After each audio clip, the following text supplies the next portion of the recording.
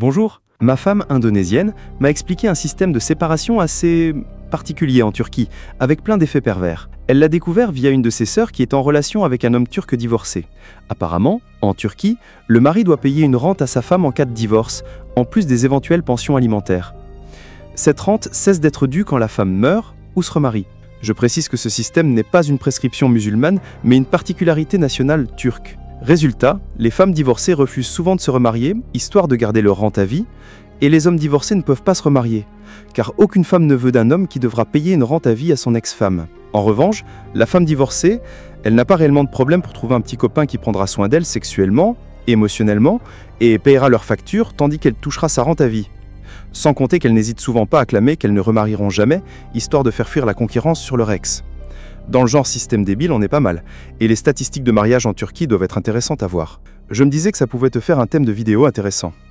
Bonne journée à toi. Bonjour à tous et bienvenue dans cette nouvelle vidéo. Alors aujourd'hui nous faisons un petit tour en Turquie, et ce pour un motif des plus intéressants, car en effet l'un de mes abonnés a attiré mon attention sur une chose assez étrange dans ce pays, sur la législation concernant le divorce, en particulier sur une loi concernant la pension alimentaire. Il a eu vent de l'information par sa femme qui elle-même la tient d'une de ses sœurs qui était en relation avec un homme turc divorcé, et je vais pas vous mentir, au premier abord j'ai cru que c'était une blague, c'était beaucoup trop what the fuck pour moi, aucune chance qu'un truc pareil soit possible, jusqu'à ce que je fasse quelques recherches dessus et que je me rende compte qu'en fait c'est pas une blague, ce qui n'a fait qu'attiser encore plus mon hilarité. J'ai bien rigolé en faisant mes recherches dessus, et je vous propose donc de découvrir, pour ceux qui comme moi n'étaient absolument pas au courant de ce chef-d'œuvre en termes de législation, cette loi sur la pension alimentaire turque. Alors sans plus tarder, c'est parti. Alors en Turquie, d'après ce que j'ai découvert durant mes recherches, la pension alimentaire, aussi appelée nafaka, existe sous différentes formes. Alors déjà nous aurons la pension alimentaire pour les enfants payée par le parent non gardien au parent qui en a la garde, afin d'assurer le bien-être de l'enfant jusqu'à la majorité de ce dernier, pouvant être prolongée au-delà de 18 ans si l'enfant continue ses études, et pouvant être terminée si l'enfant devient autosuffisant avant d'atteindre l'âge adulte. Alors jusqu'ici on peut dire que ça va, étant donné que l'intérêt supérieur de l'enfant est mis en avant durant le processus de prise de décision. Et ensuite viennent les deux types de pensions alimentaires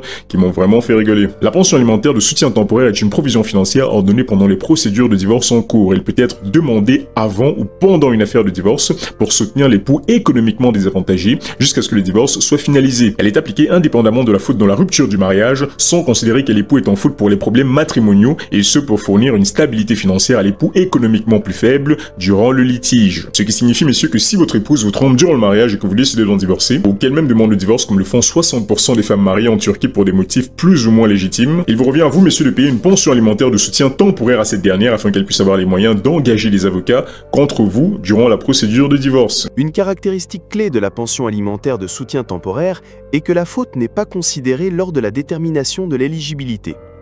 Cela signifie que même un époux qui a commis l'adultère ou d'autres violations des devoirs matrimoniaux peut encore avoir droit à recevoir une pension alimentaire de soutien temporaire. Oui, la pension alimentaire de soutien temporaire versée à une femme pendant une procédure de divorce peut lui permettre de payer les frais d'avocat. C'est littéralement vous qui allez financer ces avocats, et cette pension ne prendra son terme qu'avec le divorce enfin décrété, pour ensuite très souvent se transformer en mon type de pension préférée de pension alimentaire turque, la pension alimentaire de pauvreté. Alors ici, il s'agira d'une somme d'argent versée très régulièrement par l'ex-époux à l'ex-conjointe afin d'éviter que celle-ci ne tombe dans la pauvreté des suites du divorce. Et ce sera justement le type de pension le plus controversé en Turquie au vu de sa durée indéterminée. Le paiement de cette pension, d'après ce que j'ai pu glaner ici et là, peut durer toute la vie tant que les conditions d'attribution de cette pension subsistent. Et quelles sont les conditions d'attribution de la pension, me demanderez-vous? L'époux demandeur doit démontrer qu'il subira des difficultés financières en conséquence directe du divorce. Le demandeur ne doit pas être plus en faute que l'autre époux dans les événements menant au divorce. La partie demandeuse doit avoir des besoins financiers légitimes ne pouvant être satisfaits de manière indépendante. Le bénéficiaire doit prouver qu'il manque de moyens suffisants pour maintenir un niveau de vie raisonnable. Les preuves doivent montrer que le divorce a directement causé ou causera une détresse financière. Bref, il s'agira ici de jouer le plus possible à l'innocente devant le juge, en démontrant au passage que tu ne pourras pas vivre une vie décente sans un soutien économique de ton ex-mari. Et ce type de pension peut durer indéfiniment jusqu'à ce que les conditions de résiliation ou d'annulation spécifiques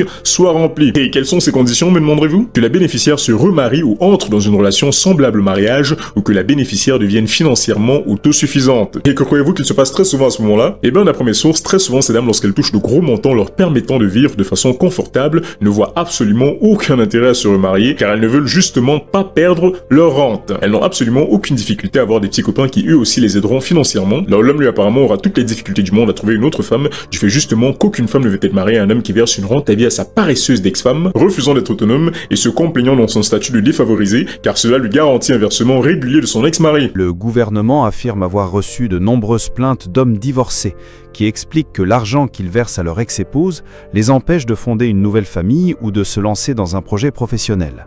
Certains trouvent injuste d'avoir à s'acquitter d'une pension alimentaire ad vitam aeternam alors qu'ils n'ont été mariés que quelques années. Et apparemment, de ce que j'ai pu trouver, même si l'ex-mari meurt, l'obligation ne s'arrête pas. Elle sera simplement transmise à ses successeurs qui devront s'acquitter de cette tâche en lieu et place du défunt. Pension alimentaire dont le montant est en passant révisable. Ce qui veut dire que le tribunal peut réajuster le montant selon l'évolution du coût de la vie, du revenu du débiteur ou des besoins du bénéficiaire. Donc si tu ne m'as gagné plus d'argent après ton divorce, il faudra lui verser plus d'argent, surtout si les besoins de l'ex-femme deviennent plus coûteux. Section 176 du droit civil turc, le tribunal peut également ordonner d'augmenter ou de diminuer ses revenus lorsque la situation financière des parties change ou que l'équité l'exige. Si elles deviennent capables de se gérer financièrement toutes seules, ce dont elles sont parfaitement capables en tant qu'adultes, là, l'obligation de pension cesse. Mais très souvent, apparemment, elles choisissent de rester les bras croisés à attendre leur dû, qui peut même augmenter si jamais l'ex-mari, après le divorce, se voit chanceux en affaires. Non mais sérieusement, c'est quoi cette merde? Et attention, si jamais tu accuses un retard de paiement ou que tu refuses de payer ce que tu dois, tu peux te retrouver en prison. Non-paiement égale sanction. Un retard ou un défaut de paiement peut mener à des poursuites civiles et même à des peines de prison courte. Alors dans les articles que j'ai lus sur le sujet, on parlera très souvent de la situation en disant le partenaire débiteur ou bénéficiaire, mais comme vous avez pu le voir,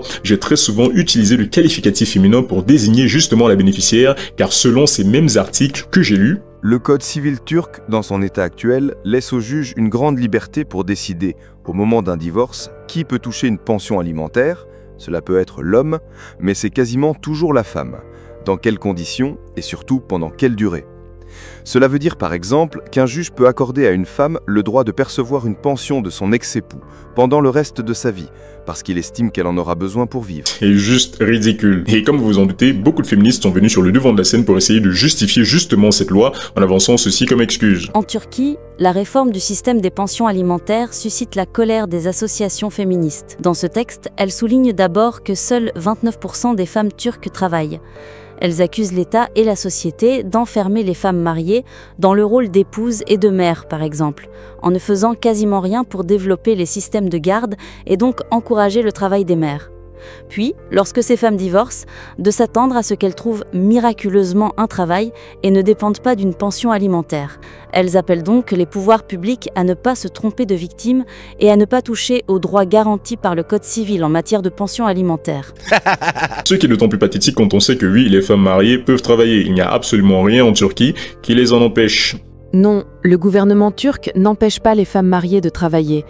La législation turque interdit toute discrimination fondée sur le sexe, et les femmes ont obtenu le droit de travailler tout au long de l'histoire du pays. Tu m'étonnes qu'avec des lois pareilles, 60% des divorces dans ce pays soient initiés par les femmes. 565 435 mariages en 2023 pour 171 881 divorces, initiés à 60% par ces dames, soit 100 000 divorces en une seule année. Parce que 100 000 mecs en une seule année étaient violents, se saoulaient et battaient leurs femmes tous les soirs. Et c'est pas une blague en passant, ce sont vraiment les raisons qu'elles avancent pour justifier leur conneries. Alors personnellement, je l'avoue, j'ai bien rigolé en voyant ça m'a fait rire. Alors pour ma part, je trouve que si une femme subit vraiment des violences ou autres de la part de son conjoint, elle a droit à la pension alimentaire, mais en faire une rente à vie sous condition qu'elle ne se remarie pas, c'est jouer avec le feu. Je trouve personnellement que cette pension alimentaire de pauvreté devrait être limitée dans le temps afin d'encourager l'autonomie financière de la bénéficiaire et non la stagnation opportuniste et financièrement comme affectivement destructrice pour la partie payeuse qui très souvent est, voire quasiment toujours, l'ex-mari. Bref, c'est tout pour cette vidéo. Merci d'avoir regardé jusqu'au bout. Pense à like, à t'abonner, à commenter pour me dire ce que tu penses de tout ça. Ma chaîne gaming est en description. J'y fais des commentaires et des analyses de jeux une fois par mois, donc si ça vous dit, abonnez-vous. Et je vous dis à la prochaine. Allez, ciao.